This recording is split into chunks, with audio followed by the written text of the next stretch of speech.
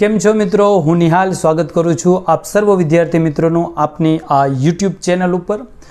દોસ્તો, IBPS ક્લર્કની 698 vacancy તમારા માટે આવી ગઈ છે। આજના વિડીયોમાં આપણે વાત કરશું કે આ એક્ઝામની અંદર સિલેબસમાં શું હોય, મારું હાડું આ એક્ઝામમાં પૂછાય છે શું। તો વધુ સમય ન લેતા પહેલાં આપણે એ જોઈ લઈએ કે આમાં પરીક્ષા કેટલી। તો કે આમાં ભાઈ બે પરીક્ષા હોય, એક પ્રિલિમ્સ અને એક મેન્સ। જો એ પ્રિલિમ્સમાં શું પૂછાય, જુઓ હવે પ્રિલિમ્સની અંદર 3 વિષય પૂછાય છે તમારા, એક ઇંગ્લિશ, એક ન્યુમેરિકલ એબિલિટી એટલે કે મેથ્સ એન્ડ રીઝનિંગ એબિલિટી, બરોબર। 3 પ્રશ્નો પૂછાય છે, પણ એક વસ્તુનું ધ્યાન રાખજો, અહીં 20 મિનિટની સમય મર્યાદા હોય।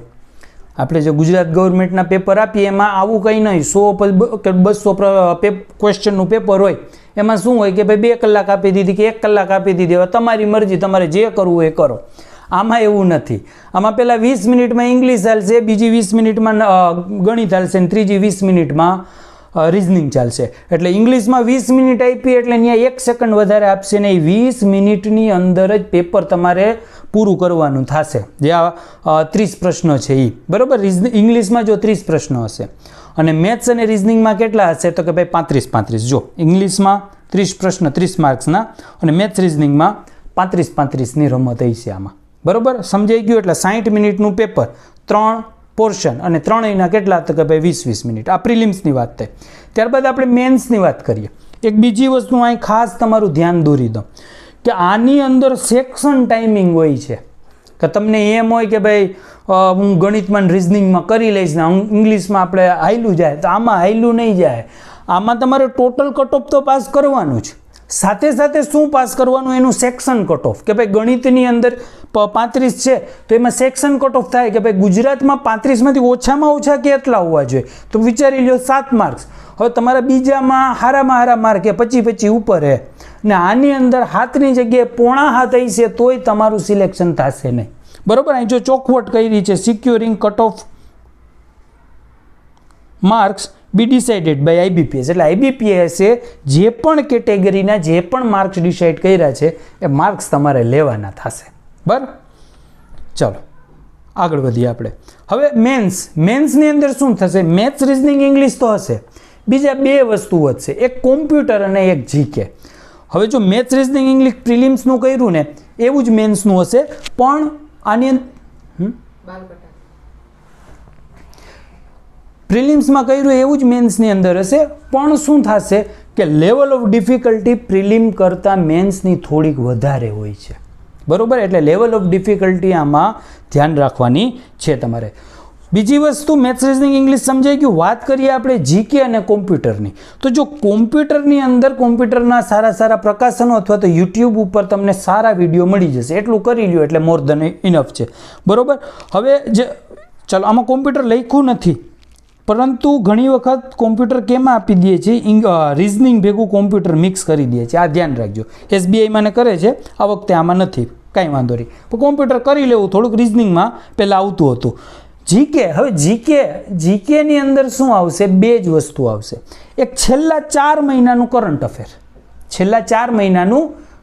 અફેર, અને એક સ્ટેટિક GK આવે। તો તમે કહેશો સાહેબ સ્ટેટિક GK એટલે શું, તો કે ભાઈ કન્ટ્રી અને એની કરન્સીના નામ, એની કેપિટલના નામ, બીજું પોર્ટ્સના નામ, અભયારણ્યોના નામ, નેશનલ પાર્કના નામ, આવા સ્ટેટિક GKના ટોપિક આવે છે। અત્યારે હું એના ઉપર વધારે નથી જતો, કેમ કે પહેલાં આપણું ફોકસ પ્રિલિમ ઉપર હશે, પ્રિલિમ્સનું પતી જશે એટલે આપણે મેન્સની પણ વાત કરશું, પણ ઓવરઓલ કરી દઉં કે ભાઈ GKની અંદર આ વસ્તુ આવશે। હવે તમને હું ડીપમાં અત્યારે કહીશ કે મેથ્સ અને રીઝનિંગ અને ઇંગ્લિશમાં શું પૂછાશે। જો હવે જ્યારે તમે પ્રિલિમ્સ એક્ઝામ દેવા જશો, સૌથી પહેલું પોર્શન ખુલશે તમારું ઇંગ્લિશ 20 મિનિટ માટે। હવે ઇંગ્લિશની અંદર કઈ વસ્તુ આવશે, અહીંયા હું લખી દઉં છું ઇંગ્લિશ। હવે ઇંગ્લિશની અંદર શું આવશે, તો ઇંગ્લિશની અંદર એક વસ્તુ આવશે જેનું નામ છે RC, એ 9 થી 10 માર્ક્સનું હશે। RC એટલે રીડિંગ કોમ્પ્રિહેન્સિંગ, ફકરો આપેલો હશે, તમારો ફકરો વાંચી અને એના પ્રશ્નોના જવાબ આપવાના, બરોબર। 10 માર્ક્સનું હોય છે, બરોબર। ફકરો એટલો બધો મોટો નથી હોતો, ક્લર્કમાં ઓકે એવરેજ લેવલ ઉપર હોય છે, ફકરો વાંચવાનો, પ્રશ્ન આપેલા હશે 9 થી 10, એના જવાબ આપવાના। એની અંદર 1-2 સિનોનિમ્સ એન્ટોનિમ્સ એટલે આપણી સમાનાર્થી ને વિરુદ્ધાર્થી બરાબર. સિનોનિમ્સ એન્ટોનિમ્સ 1-2 માર્કમાં આમાં નાખી દઈએ છીએ, ધ્યાન રાખવું એનું આરસી. બરાબર. બીજી વસ્તુ રીડિંગ કોમ્પ્રિહેન્સિંગ થઈ ગયું. ત્યારબાદ એક વસ્તુ હશે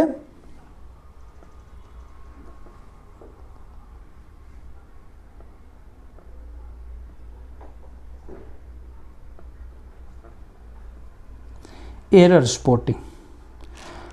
હવે એરર સ્પોટિંગની અંદર તમારું એક વાક્ય આખું આપેલું હશે. એક આખા વાક્યને 4 ભાગમાં વિભાજિત હશે, ABCDE, અને ત્યારબાદ તમને પૂછશે કે આમાંથી કયા ભાગની અંદર ભૂલ છે, એ ભૂલ તમારે ગોતવાની છે. ગ્રામેટિકલની ભૂલ હોઈ શકે, સ્પેલિંગની ભૂલ હોઈ શકે. બરાબર. આવી ભૂલવાળું એક વાક્ય હશે, એમાં એક જગ્યાએ ભૂલ હશે. એના કેટલા માર્ક્સ છે? 5 માર્ક્સ છે. તમને ગ્રામરના નિયમ સરખા આવડતા હોય અથવા તો સ્પોટિંગ એરરની તમે એરર ડિટેક્શન કે સ્પોટિંગ એરરની સારી પ્રેક્ટિસ કરો એટલે 5માંથી માર્ક મળે તમને. બરાબર છે. એટલે એક 5 માર્કનું શું હશે? સ્પોટિંગ એરર હશે. બીજું એક 5 માર્કનું હશે મિસસ્પેલ્ડ. એટલે વાક્ય હશે એમાં સ્પેલિંગ આપેલા હશે અને મિસસ્પેલ્ડ હશે, ખોટું હશે. તમારે સાચો સ્પેલિંગ ગોતવાનો હશે, અથવા તો વાક્યમાં એ સ્પેલિંગમાં ક્યાં ભૂલ છે, અથવા તો એની જગ્યાએ એક ફિલ્ટરવાળું પણ આપી દે છે. એવા કેટલા પ્રશ્નો હશે? આ પણ મોટું પોર્શન 5 માર્ક્સની અંદર આવશે. બીજું એક અને મારું ફેવરિટ પેરાજમ્બલ, એ 5 માર્ક્સનું. પેરાજમ્બલમાં શું હોય ખબર? એક ફકરો હોય 5 લીટીનો. ફકરો 5 લીટીનો એને તોડી ફોડી નાખ્યો હોય. પહેલી લીટીને ત્રીજે જવા દીધી હોય, ત્રીજેને બીજે, ચોથીને 5મે, એવું કરી નાખવું હોય. તમારે લાઈનમાં ગોઠવવાનું. જો એ લાઈનમાં ગોઠવાઈ ગયા એટલે સીધા 5 માર્ક રોકડા થઈ જાય આમાં. બરાબર. એટલે પેરાજમ્બલ છે કેટલા માર્ક્સનું હશે તમારું? તો કે ભાઈ 5 માર્ક્સનું હશે. કેટલામાંથી? આ 10, 15, 20, 25 અને 5 માર્કની અંદર મિસેલિયન્સ કંઈ પણ આવી જાય. બરાબર. ફિલ્ટર આવે, મેચ ધ કોલમ આવે. બરાબર છે. એવા પ્રશ્નો 5 માર્ક્સના આવતા, એટલે મિસેલિયન્સ 5 માર્ક્સનું. આ તમારું ઇંગ્લિશનું પોર્શન થયું. આરસી 5 માર્ક, સ્પોટિંગ એરર 5, મિસસ્પેલ 5 અને પેરાજમ્બલ 5. આ રીતે 20, 25 અને 5 માર્કના કોલમવાળા કે બીજા નાના મોટા પ્રશ્નો એની અંદર આવશે. બરાબર. તો આ રીતે તમારું 30 માર્ક્સનું પ્રિલિમ્સનું ઇંગ્લિશ આવું હશે. ક્લિયર? ચાલો આગળ વધીએ. ઓહો, ત્યારબાદ આપણે વાત કરીએ તો કે ભાઈ બીજું પોર્શન તમારું ખૂણશે મેથ્સ. હવે મેથ્સની અંદર સિમ્પ્લિફિકેશન પહેલું જ હશે.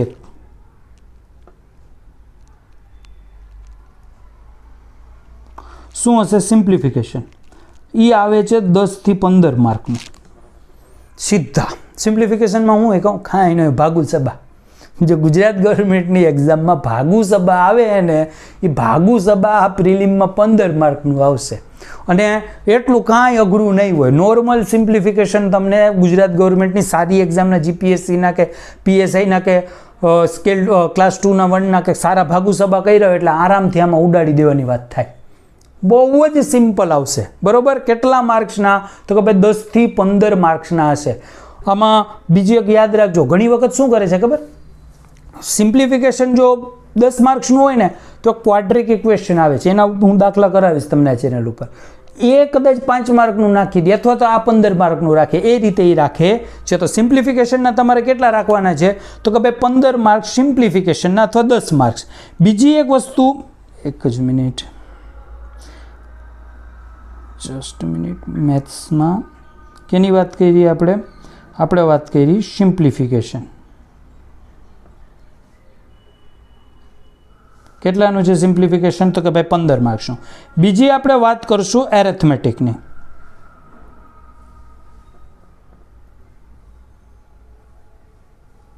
હવે એરેથમેટિક તમારું 10 થી 12 માર્ક્સનું હશે. એરેથમેટિક એટલે શું હોય? તો કે ભાઈ એરેથમેટિક્સ એટલે આપણે જે ટકાવારી, ત્યારબાદ સાદું વ્યાજ, ચક્રવૃદ્ધિ વ્યાજ, કામ અને મહેનતાણું, બિઝનેસ, પાર્ટનરશિપ, લોહીના એજના પ્રશ્ન છે, રેશિયો પ્રોપોર્શન, આ બધાય પ્રશ્નો છે કેની અંદર આવે? એરેથમેટિકના આવે. તો એરેથમેટિકનું પોર્શન કેટલું હશે? 10 થી 12 માર્ક્સનું. ધ્યાન રાખજો, અહીં જોજો.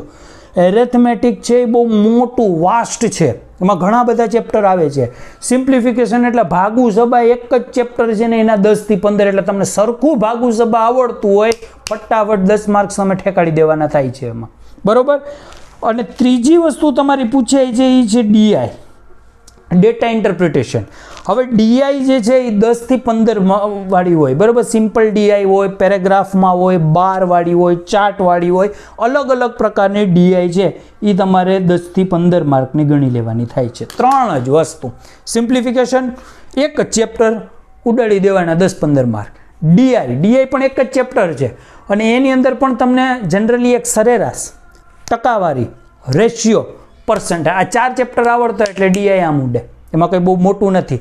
હા, ઘણી વખત ટ્રેનના પ્રશ્નો એની અંદર આવી જાય, એજના પ્રશ્નો આવી જાય, એ બહુ ડિફિકલ્ટ કરે તો આવે, પરંતુ આઈબીપીએસ ક્લર્ક પ્રિલિમમાં આટલું અઘરું જશે નહીં. તો આ વાત થઈ તમારી મેથ્સની. ત્યારબાદ આપણે વાત કરીએ આપણા રિઝનિંગની, જ્યાં સૌથી વધારે શું હોય છે? સ્કોરિંગ હોય છે. કેમ? આ તો કે ભાઈ રિઝનિંગમાં. હવે રિઝનિંગની અંદર સૌથી પહેલાં આપણે વાત કરશું ઇનઇક્વાલિટીની અને એક સાયલોગિઝમ. ઇનઇક્વાલિટી અને સાયલોગિઝમ આ 3 થી 5 માર્કમાં 2 આવે, 5 અથવા તો 3, બરાબર. ઇનઇક્વાલિટી અને સાયલોગિઝમ બહુ સારા છે. મારી એક બીજી ચેનલ છે બીના હાલા, ત્યાં જાજો ને મેં બહુ ડીપમાં જૂના પેપર કરાવેલા છે ઇનઇક્વાલિટી અને સાયલોગિઝમના, બરાબર. નિહાલ હાલા ચેનલ ઉપર ગુજરાત ગવર્મેન્ટ લેવલ, બીના હાલા ચેનલ ઉપર નેશનલાઇઝ લેવલ ઉપર આપણે કરીએ સેન્ટ્રલ ગવર્મેન્ટના, બરાબર. તો ત્યાં જાજો ઇનઇક્વાલિટી, સાયલોગિઝમ ભરપૂર પ્રેક્ટિસવાળા મેં ક્વેશ્ચન કરાવેલા છે. ત્યારબાદ એક વસ્તુ આવે છે આલ્ફા ન્યુમેરિકલ સિરીઝ.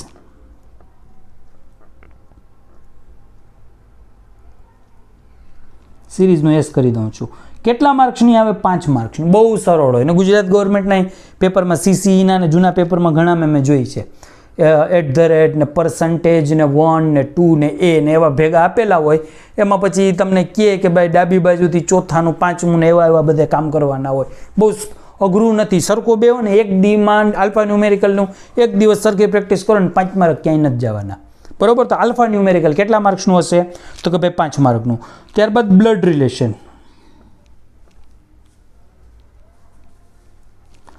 એટલે કે લોહીના સંબંધ. 3 થી 5 માર્કની અંદર લોહીના સંબંધ છે એ તમારે પૂછાશે. ત્યારબાદ બીજું મિસેલિયન્સ તમે 2-3 માર્કનું ગણી લ્યો. હવે એક વસ્તુ આવશે સિટિંગ અરેન્જમેન્ટ.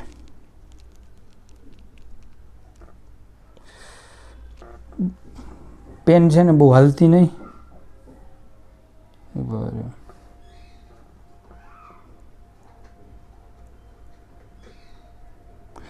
ચલો આમ સમજી લ્યો. સિટિંગ અરેન્જમેન્ટ કેટલા માર્ક્સનું હશે? સિટિંગ અરેન્જમેન્ટ 10 માર્કનું તો પકડીને ચાલવાનું, 10 થી 15.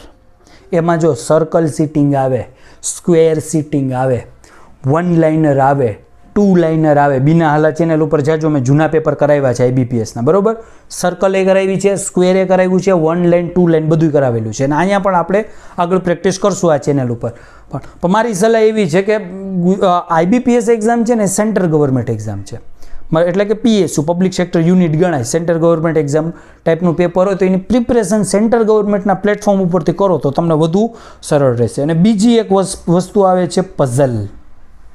જો થઈ ગઈ તો 5 માર્ક તમારા, નહીં તો ભૂલી જવાનું 5 માર્ક. અને ટાઈમ પણ થોડીક ડિફિકલ્ટ આવે છે પઝલ, પ્રેક્ટિસ માંગશે, બરાબર. તો ત્રીજું પોર્શન રિઝનિંગ આ રીતે પૂછાય છે, જેમાં જો ઇનઇક્વાલિટી, સાયલોગિઝમ, આલ્ફા ન્યુમેરિકલ, આ રોકડિયા માર્ક્સ છે 10 માર્ક્સ. તો સિટિંગ અરેન્જમેન્ટ થોડીક પ્રેક્ટિસ કરો ને તો 3 અઘરા હોય, 3 હોય એમાંથી 2 નીકળી જાય. પઝલ પ્રેક્ટિસ કરો તો નીકળી જાય. ઓવરઓલ સ્કોરિંગ છે આ રિઝનિંગ, બરાબર. મેથ્સ અને ઇંગ્લિશની કમ્પેરિઝનમાં. ક્લિયર? સમજાણું? તો આ વાત થઈ તમારા મેથ્સ, રિઝનિંગ, ઇંગ્લિશ. તો આ રીતનું સિલેબસ છે આ પરીક્ષામાં તમને પૂછાવાનું છે. ડન? ચાલો તો અહીંયા વિરામ લઉં છું. નેક્સ્ટ વિડીયોમાં આપણે મળશું કટ ઓફ કેટલું છે, કેટલું ખેંચવાનું છે, કેટલી મહેનત કરવાની છે. ગયા વર્ષે કટ ઓફ કેટલું અટકાણું હતું, કેટલી જગ્યા હતી, તો આ વર્ષે કેટલું કટ ઓફ રહેશે, બરાબર. જનરલી અનુમાન લગાડીએ ને તો મારા અંદાજે પ્રીવિયસ યર કરતાં 5 માર્કનો ફેર થાય, કેમ કે વેકેન્સીમાં બહુ મોટો ડિફરન્સ આવ્યો નથી, બહુ સારી વેકેન્સી છે એટલા માટે. ક્લિયર? ચાલો તો વિડીયોને અહીંયા વિરામ આપું છું. નેક્સ્ટ વિડીયોમાં ફરી પાછા મળશું. ત્યાં સુધી વાંચતા રહ્યો, રીડ કરતા રહ્યો. જય હિન્દ, જય ભારત. Thank you.